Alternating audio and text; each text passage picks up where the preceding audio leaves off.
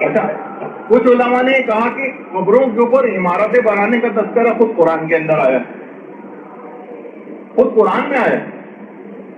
قرآن میں جو اصحاب کہف، اگر آپ جا کر پڑھیں خود سورہ کہف کے اندر، فَقَالُوا ابْنُوا عَلَيْهِمْ بُنْيَانًا، ان کی قبور پر عمارت تعمیر کرو۔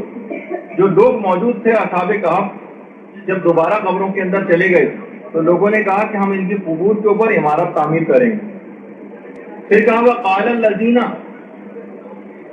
غَلَبُوا عَلَىٰ أَمْرِهِمْ لِنَتَّخِذَنَّ عَلَيْهِمْ مَسْجِدًا، اور وہ لوگ جنہوں نے اپنے کام میں غلبہ حاصل کر لیا، وہ کہنے لگے کہ ہم ان کی قبور پر مسجد تعمیر کریں گے، ان کی قبور پر مسجد تعمیر کریں گے۔ علماء فرماتے ہیں قرآن نے جو وہاں موجود لوگ تھے ان کے نظریات کو بیان کیا، مگر ان پر کوئی تنقید نہیں، جس کے معنی یہ ہے کہ یہ نظریہ صحیح، ان قبروں کے اوپر تعمیرات جائز، وہاں پر مسجد بھی بنائی جا سکتی۔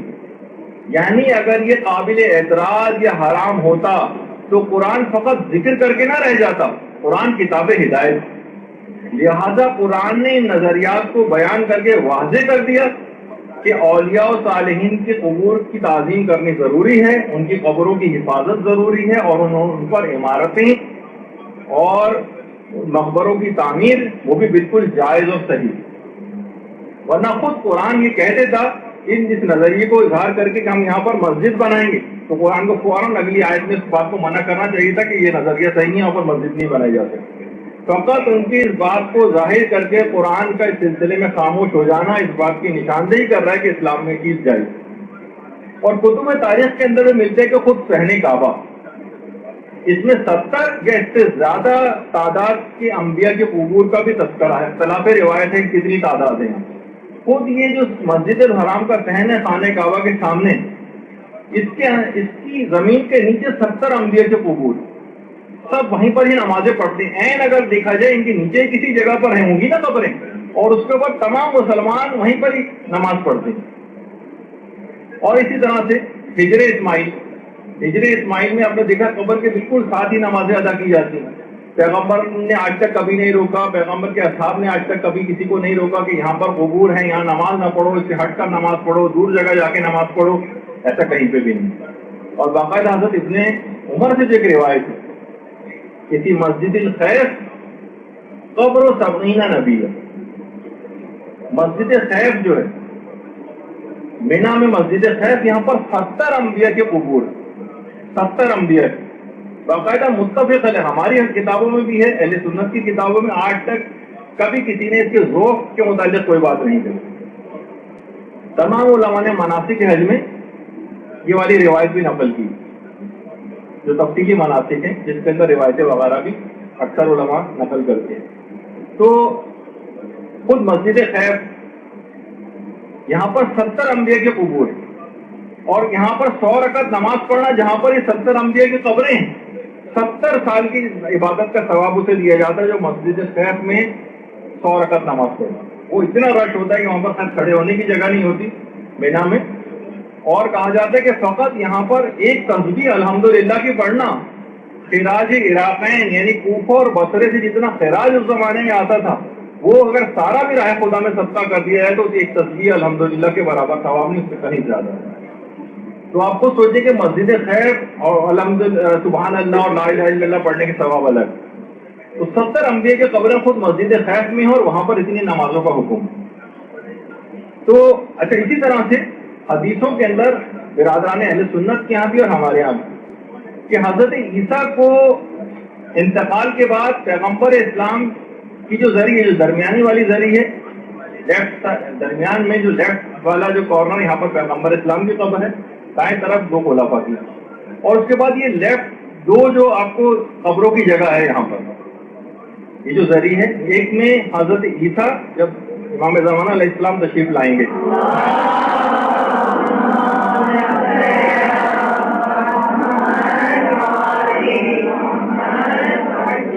رسول خدا کے پہلو میں ان کو دفن کیا جائے گا، اور ایک علماء ہمارے بیان فرماتے ہیں کہ امام زمانہ علیہ السلام بھی اپنے انتقال یا شہادت کے بعد یہیں پر دفن ہوں گے پیغمبر اسلام کے پہلو میں۔ تو بالکل برابر میں، یعنی مسجد نبوی کے بالکل برابر میں وہیں پر یہ قبر ہے، بالکل دیوار سے دیوار ملی ہوئی. تو مسجد کے ساتھ بھی قبر ہو سکتی ہے، جیسے کہ خود ہم روضہ رسول میں مسجد نبوی میں دیکھ رہے ہیں. اور روضے کو مسجد سے متصل بھی کیا جا سکتا ہے، جیسے کہ رسول کا روضہ مسجد نبوی سے بالکل متصل ہے. نمازوں کی جگہ ٹھیک ہے الگ ہے، روبہ قبلہ ہو کر وہاں نمازیں پڑھتے ہیں. کوئی رسول خدا کی قبر کو قبلہ بنا کے تو نماز نہیں پڑھتا. تو اس میں کوئی تضاد اور کوئی مخالفت نہیں ہے کہ جہاں پر قبر ہوگی اس کے برابر میں مسجد نہیں ہو سکتی. ایسا کچھ نہیں کیا وہاں پہ نماز نہیں پڑھی جا سکتی، ورنہ اس سے پہلے ذکر آگے کہ حضرت عائشہ کی نمازیں پھر کس طرح سے ہوئی ہوں گی. تو ان میں کوئی تضاد اور مخالفت نہیں. اور سنی شیعہ تمام روایات میں یہ بات آئی ہے، اور خود ملا یحضر الفقی میں بھی ہے، وسائل الشیعہ میں بھی ہے کہ رسول اللہ نے یہود و نصارہ پر لعنت کی تھی جنہوں نے اپنے انبیاء کے قبور کو مسجد بنا لیا. دیکھیے یہ چیز اکثر لوگ یہ پیش کرتے ہیں کہ تم نے اپنے انبیاء کے قبور کو مسجد بنا لیا. تو اس زمانے میں یہود و نصارہ نے انبیاء کی قبور کو قبلہ بنا کر عبادت شروع کر دی.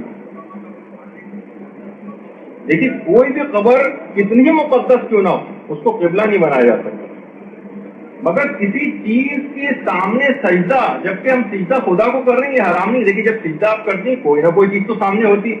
اس کمرے میں مثلا اگر آپ پڑھ رہی ہیں نماز اور سامنے LCD ہے آپ کے لگا ہوا تو آپ LCD کو تھوڑی سجدہ کر رہی ہیں. اور یا مثلا آپ کوئی خانہ کعبہ وہاں جا کے نماز پڑھ رہا ہے مسجد الحرام میں، تو ہمارے سامنے قبلہ کعبے کے طور پر ہوتا ہے، لیکن ہم کعبے کو سجدہ نہیں کر رہے ہوتے، سجدہ پروردگار عالم کو کر رہے ہوتے ہیں. کعبہ جو ہے اس کی طرف رخ کرنا ہوتا. تو دیکھیے اس زمانے میں نیا نیا اسلام آیا تھا. علماء نے کہا اول تو ان تمام روایات کے اندر بھی ذوق ہے کہ جو بہت سی روایات کے اندر اگر ممانعت آئی بھی ہے اس پہ ہم آگے چل کر بات کریں گے.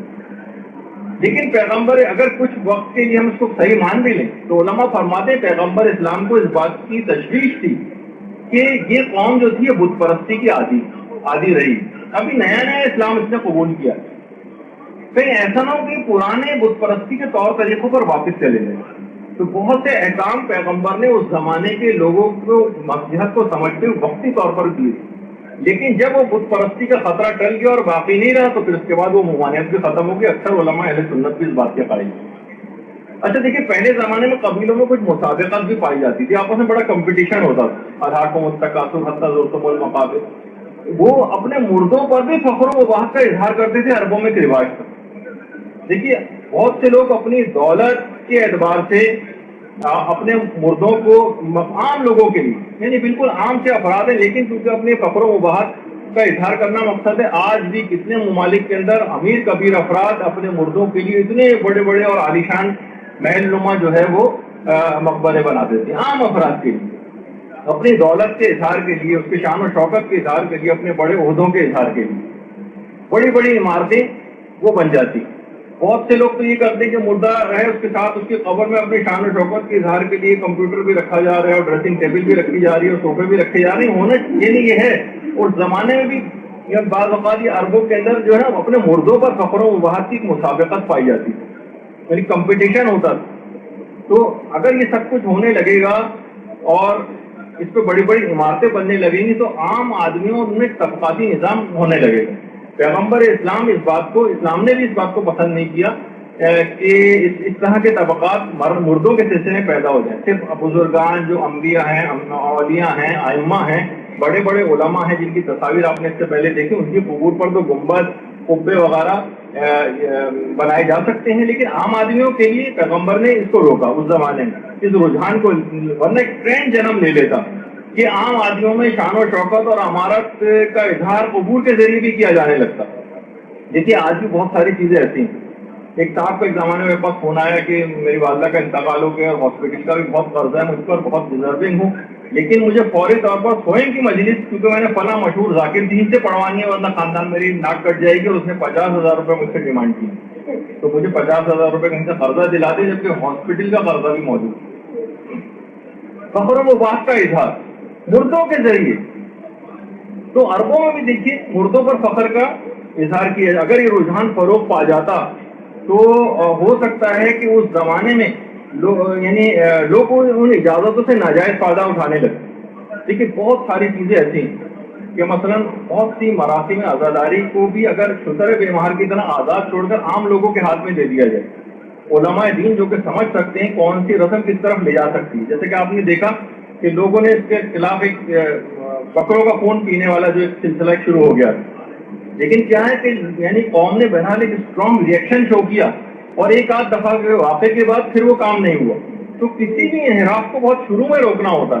تو پیغمبر اسلام نے مستقبل کے خطرے کے پیش نظر کہ عام افراد کہیں بت پرستی کی طرف نہ چلے جائیں، ان میں یہ ٹرینڈ اور رجحان جنم نہ لینے لگے کہ ان اجازتوں کا فائدہ اٹھا کر اور وہ قبروں کو اس طرح سے بنانے لگے، عام افراد اپنی شان و شوکت کا اظہار کرنے لگے، طبقاتی نظام امیر اور غریب کا معاشرے میں مردوں کے ذریعے بھی قائم ہو جائے. تو پیغمبر نے اس کو فوری طور پر اس خطرے کو بھانپتے ہوئے اور اس کام کو شروع میں روکا. لیکن جب امت سے یہ بت پرستی کا اور اس طرح کے فخر و مباحث کے اظہار کا یہ خطرہ ٹل گیا تو اس کے بعد اس کی عمومی طور پر اجازت ہوگی، اور بعد میں کسی بھی صحابی نے اور کسی بھی اہل بیت میں سے بھی کسی نے یا بعد میں آنے والے تابعین اور تبع تابعین میں سے بھی کسی نے بھی اس پر کوئی اعتراض نہیں کیا، اور یہ کام بالکل جائز ہو گیا.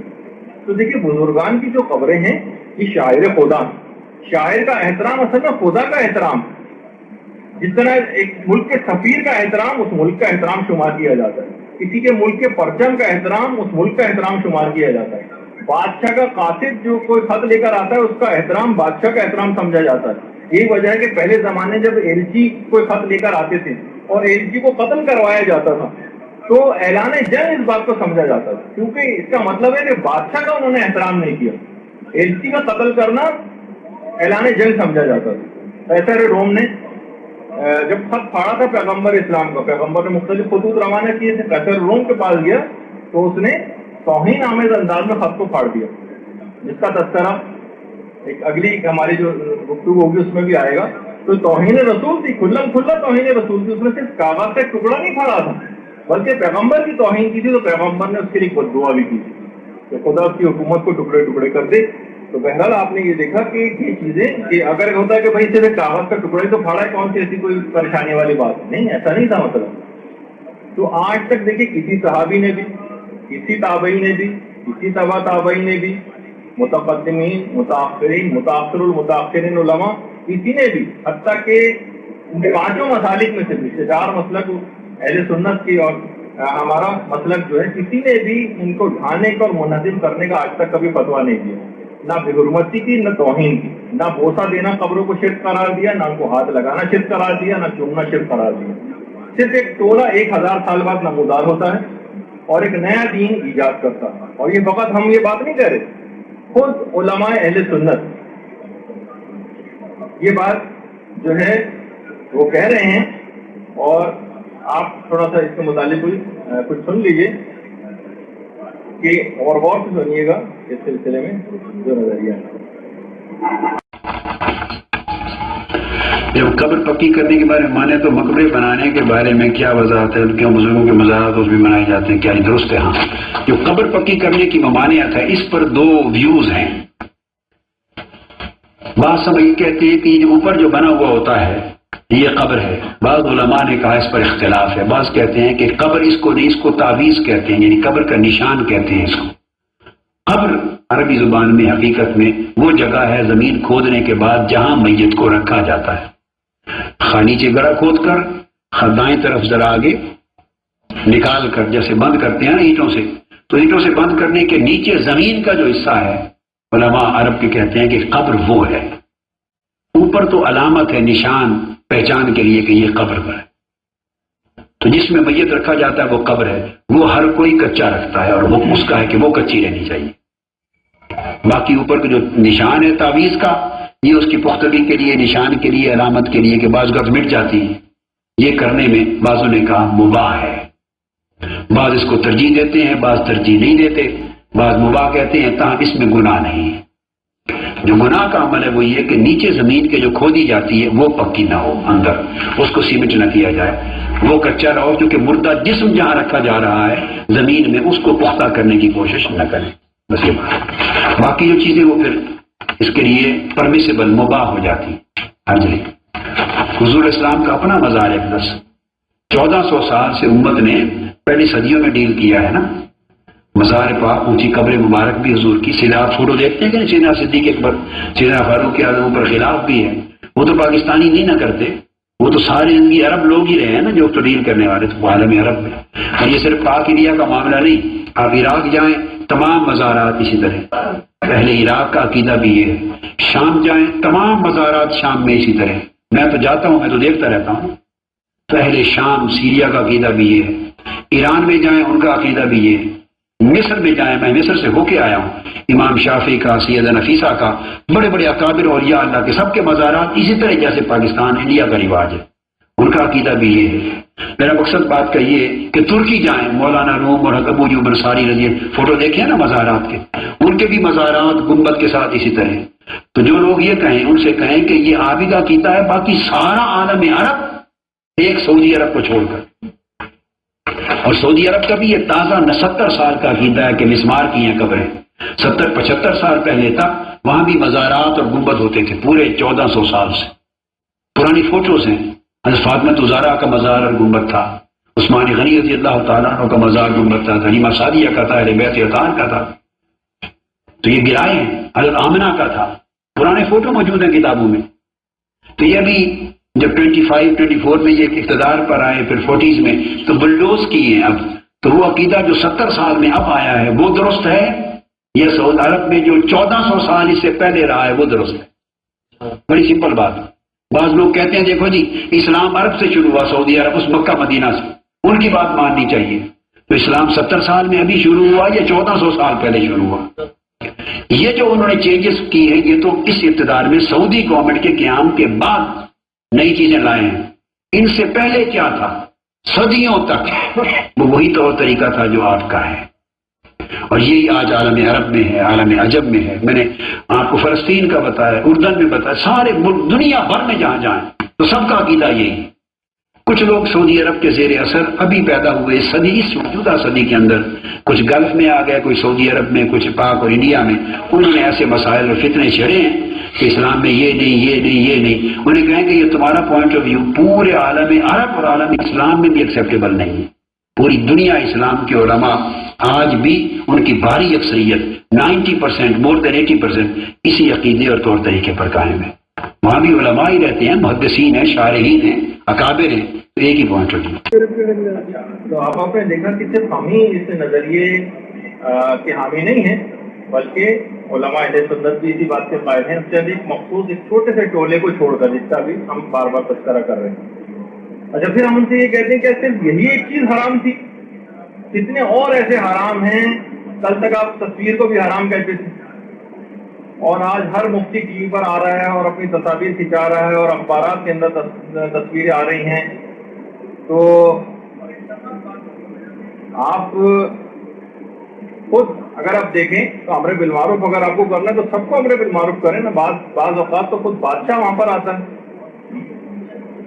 اور بادشاہ آ کر قبر رسول کے سامنے ہاتھ اٹھا کر، جس میں ہر شخص کو وہاں پر روکا جاتا ہے، اور وہ خود آ کر وہاں پر قبر رسول کی طرف رخ کر کے قبلے کی طرف پش کر کے جو ہے وہ دعا مانگا، اور وہاں ہر ایک کو مشرک قرار دیا جاتا ہے اگر کسی نے قبر کے سامنے کھڑے ہو کر اس انداز سے کوئی دعا کی. لیکن بہرحال وہاں پر تو اس طرح کی بات جو ہے وہ نہیں ہوتی. پھر ہمیں یہ چیز نظر آتی. اتنی چیزیں ایسی تھی جس کو آپ کہہ رہے ہیں بار بار تصویر حرام ہے، تصویر حرام ہے، تصویر حرام ہے. وہاں پہ اکثر لوگ تصویر دیکھ رہے ہوتے ہیں. اکثر ابھی بھی بعض اوقات اب اتنا نہیں رہا لیکن پھر بھی کچھ منع کرتے ہیں.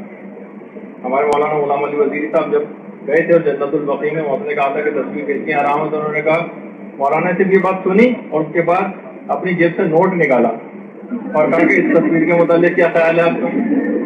تو بہرحال تو دیکھیے اگر بقیع کے گنبد حرام تھے تو پھر کیا وجہ ہے کہ روضہ رسول کا گنبد معاذ اللہ ثم معاذ اللہ نقل کفر نہ باشد، یعنی وہ بدرجہ والا حرام ہونا چاہیے. تو بقیع کی گنبد حرام ہے تو اس پیغمبر خدا کی قبر پر تو اس حرام کو بدرجہ اولا اور حرام ہونا چاہیے، اور بقیع سے زیادہ روضہ رسول کو اس حرام سے بچانا ضروری تھا. دیکھیے اس میں تقیہ آپ نے کیا ہے، وہاں تو شرک نہیں ہوا. مثلا غیر اللہ سے مدد مانگنا شرک ہے آپ بھی کہتے ہیں، تو امریکہ اللہ کے دشمن سے مدد مانگنا تو بدرجہ اولا شرک عظیم ہوگا. یہود و نصارہ کو قرآن کہہ رہا ہے اپنا دوست نہ بناؤ، لیکن امریکہ اور اسرائیل کے ساتھ مل کر مسلمان ملکوں پر چڑھائی کرنے کی بھی تیاریاں بعض اوقات دیکھنے میں آتی ہیں۔ یہ چیزیں شرک ہیں۔ تو بہرحال فقط یہیں کی حد تک بات نہیں، اپنی کتابوں میں تو اس شرک کا دائرہ انبیاء تک لے جایا گیا۔ ان کو اپنی کتابوں میں بھی ہے کہ باقاعدہ حضرت آدم اور حوا کا جو تذکرہ جو انہوں نے شیطان کا کہنا مانا تھا، انہوں نے کہا کہ اصل میں شرک کی دو قسمیں، ایک اطاعت کے اندر شرک ہوتا ہے اور ایک عبادت میں شرک ہوتا ہے۔ حضرت آدم نے جو شیطان کا کہنا مانا تھا تو شیطان کی عبادت نہیں کی تھی، یعنی ان کا یہ شرک فی الاطاعت تھا، شرک فی الطاعت، نہ کہ شرک فی العبادت۔ یعنی حضرت آدم کو بھی معاذ اللہ ثم معاذ اللہ انہوں نے کہا کہ انہوں نے عبادت میں انہوں نے اطاعت کے اندر شرک کیا۔ تو شرک کا دائرہ فقط عام انسانوں کی حد تک بات نہیں ہے، عام لوگوں کی حد تک، بلکہ انبیاء تک بھی اس کے دائرے کو وسیع کر دیا گیا ہے کہ یہ شرک ان سے بھی ہو سکتا ہے۔ تو آپ اس لحاظ سے یہ تمام چیزیں دیکھیں تو وہ علماء بھی جو کہ خود شیعوں کے بڑے سخت خلاف، جن کا بھی میں کلپ آپ کو دکھانے والا ہوں، مولانا عرفان شاہ صاحب، اگرچہ وہ خود شیعوں کے لیے وقت ان زبان کو استعمال کرتے ہیں، لیکن بہرحال جہاں اس کی بات آ گئی جنت البقیع کی، تو اس پہ انہوں نے کیا اپنی رائے کا اظہار کیا، وہ بھی ذرا غور سے سنی کہ فقط یہ نہیں کہ جو شیعت سے قریب یا کچھ عقائد میں کچھ ملتے جلتے ہیں ان افرادی کا صرف نظریہ ہے، بلکہ جو شیعت کے مخالفین ہیں ان کا بھی نظریہ جنت البقیع کے سلسلے میں کیا ہے۔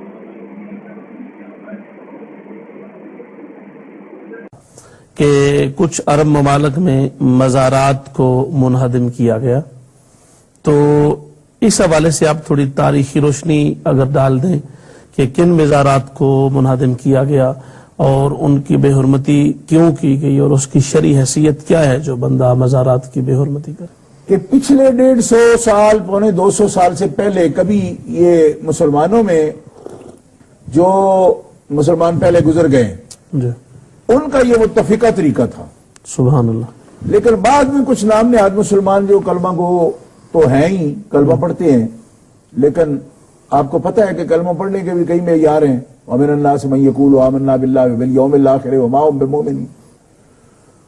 ان کے اندر دو باتیں تھیں، ایک تو فکری غلطیاں بہت ہیں ان کے اندر، اور دوسری جو ان کے اندر خرابی ہے وہ یہ ہے کہ وہ بہت سخت ہیں۔ ان کا خیال یہ ہے جو کچھ ہم سوچیں وہی دین ہے، صحیح، پورا عالم اسلام جو کچھ مرضی سوچتا رہے، ان کا عمل جو بھی ہو، فتویٰ جو بھی ہو، بس جو ہم سوچتے ہیں وہ دین ہے۔ لہذا انہوں نے کیا سوچا؟ انہوں نے یہ سوچا کہ نبی کریم علیہ السلام نے حضرت مولا علی شیر خدا کو فرمایا تھا قبریں برابر کر دو۔ یہ بنیاد بنا کے بقیع شریف پر بلڈوزر پھیر دیا گیا۔ جنت المعلی میں مکہ مکرمہ کا جو مقدس ترین قبرستان ہے اس پر بھی بلڈوزر پھیر دیا گیا، قبریں بلڈوز کر دی گئی ان مقدس ہستیوں کی کہ میں سمجھتا ہوں کہ آج اسلام کو جو اشاعت، شوکت، عظمت حاصل ہوئی ہے ان میں ان کا خون بھی شامل ہے، سبحان ان کے اللہ۔ مال شامل ہیں، ان کی قربانیاں شامل ہیں۔ ان کے آثار کو اتنی بے دردی کے ساتھ ان لوگوں نے جن کی آج حجاز مقدس پر جو اپنی حکومت بنائے بیٹھے ہیں، جی، ان کے مفتیوں کے فتاوی کے مطابق ان قبروں کو بلڈوز مسمار کر دیا گیا۔ حتیٰ کہ میں یہ اس بات کا خود گواہ ہوں کہ ایک شخص سے جب میں نے 2006 کے حج میں سوال کیا، وہ پروفیسر تھا مدینہ منورہ میں یونیورسٹی میں، اس سے اسی مسئلے پر اتفاقاً بات ہو گئی سرکار کے روضہ اقدس کے بالکل قریب، تو میں نے اس کو کہا کہ دیکھو نبی کریم علیہ الصلوۃ والسلام کا روضہ مقدس تمہارے سامنے ہے، اور یہ ہمارے لیے دین کا سب سے عمدہ نمونہ ہے۔ قبروں کے بارے میں اگر تحقیق کرنی ہو کہ کس حال میں ان کو رکھا جا سکتا ہے جی، تو یہ مثال آپ کے سامنے نبی پاک کا روضہ مبارک ہے، ساتھ دونوں یار ہیں سرکار کے شیخین کریمین، ان کی قبریں ہیں، ان کے اوپر یہ گنبد ہے تمہارے سامنے موجود ہے۔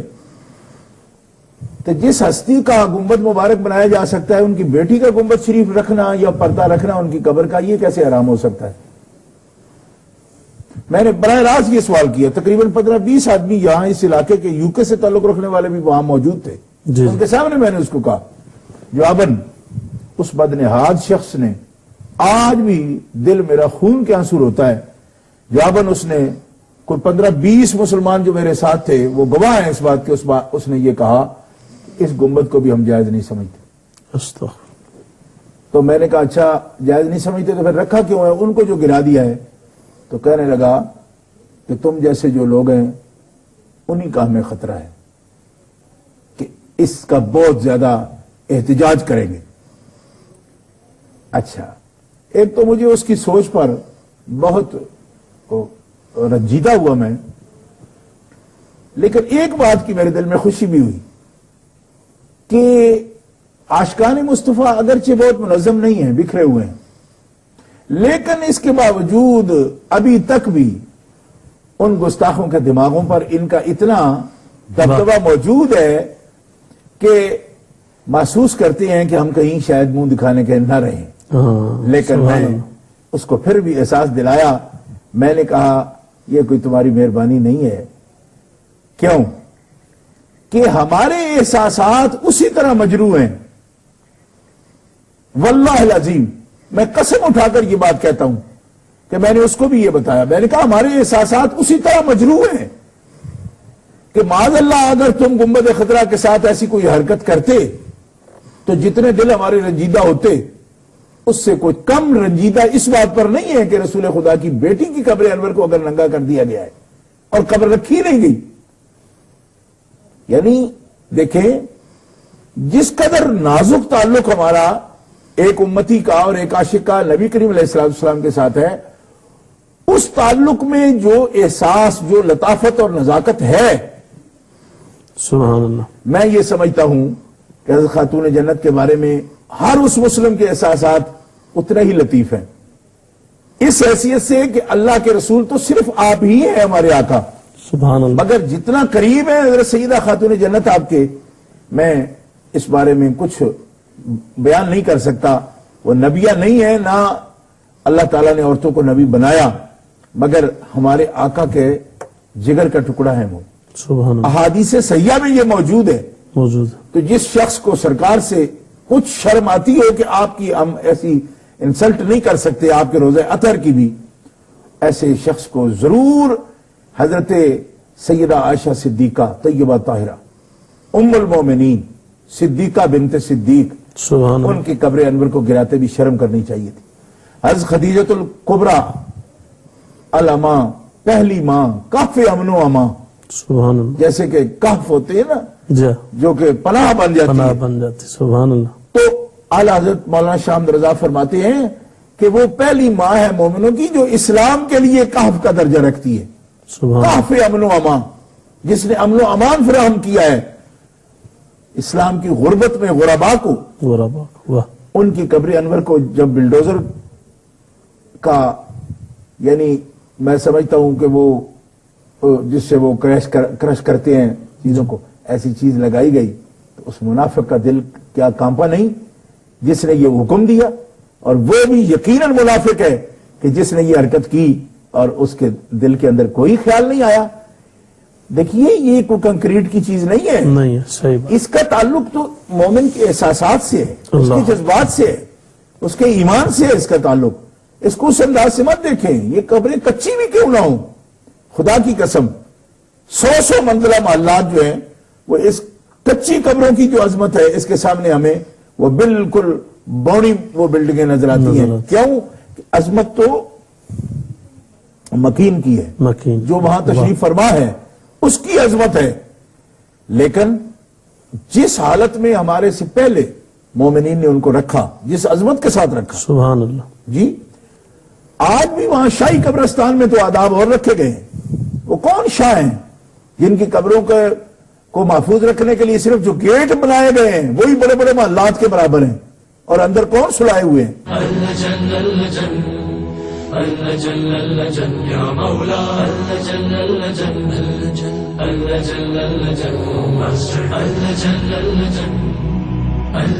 يا صاحب السماء أجل